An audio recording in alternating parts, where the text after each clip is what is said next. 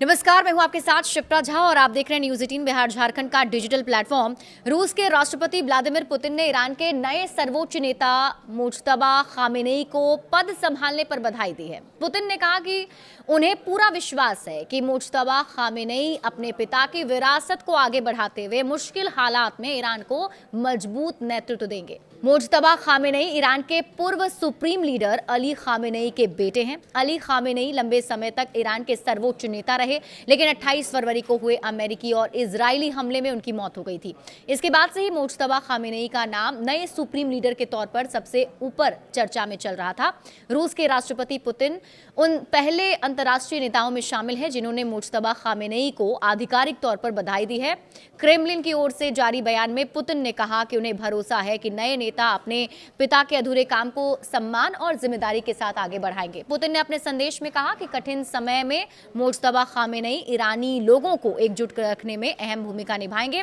इसके साथ ही उन्होंने ये भी कहा कि रूस ईरान के साथ अपनी दोस्ती और सहयोग को आगे भी मजबूत बनाए रखेगा।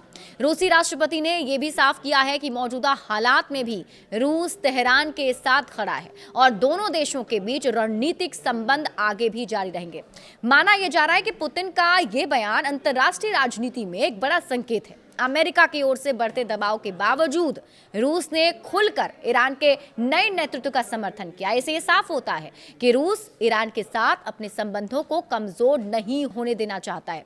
रूस और ईरान के बीच पिछले कुछ वर्षों में रणनीतिक, आर्थिक और सैन्य सहयोग काफी बढ़ा है।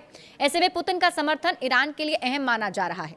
वहीं दूसरी ओर अमेरिका के राष्ट्रपति डोनाल्ड ट्रंप ने ईरान के नए नेतृत्व को लेकर कड़ा बयान दिया। ट्रंप ने कहा कि ईरान का नया नेता अमेरिका की मंजूरी के बिना ज्यादा समय तक सत्ता में नहीं रह पाएगा। एक इंटरव्यू में ट्रंप ने कहा है कि ईरान के अगले नेता को वॉशिंगटन की सहमति लेनी होगी।